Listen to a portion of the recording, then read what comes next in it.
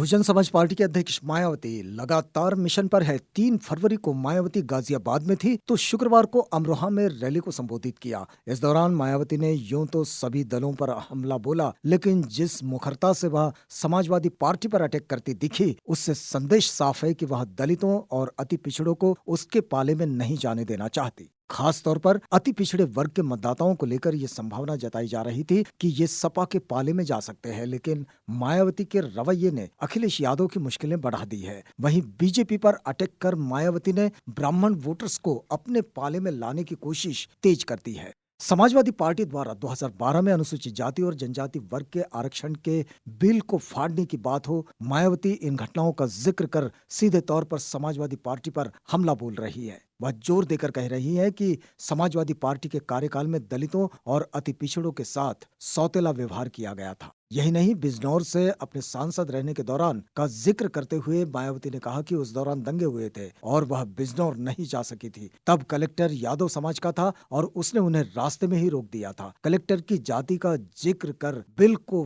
फाड़ने का लगातार प्रचार करके मायावती ने साफ कर दिया है कि वह अपने मतदाताओं को किस तरह बांधने की कोशिश में जुटी है।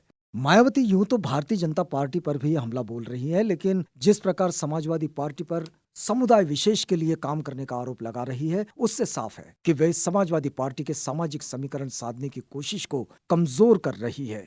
दरअसल इस चुनाव में अखिलेश यादव कई बार लोहियावादी और अंबेडकरवादियों के साथ आने की बात करते रहे हैं। उनकी रणनीति इसके पीछे यह रही है कि जिन दलित वर्ग के लोगों को लग रहा हो कि मायावती और बीएसपी कमजोर है तो वे सपा को वोट दे, लेकिन मायावती ने देर से ही सही जिस तरह से कैंपेन शुरू किया है, उससे अखिलेश की रणनीति को कमजोर करने का काम किया है। खासतौर पर मायावती उन इलाकों में अब तक प्रचार करने पहुंची है जहां मुस्लिम और दलित की अच्छी खासी आबादी है। एक तरफ उन्होंने बड़ी संख्या में मुस्लिमों ब्राह्मणों को टिकट दिए हैं और दूसरी तरफ दलितों के समाजवादी पार्टी राज में उत्पीड़न का जिक्र कर रही है। इस तरह दो तरफा हमला उन्होंने बोला है और यदि दलित मुस्लिम ब्राह्मण समीकरण उनके पक्ष में बनता है तो ये सीधे तौर पर समाजवादी पार्टी और बीजेपी के लिए घाटा होगा।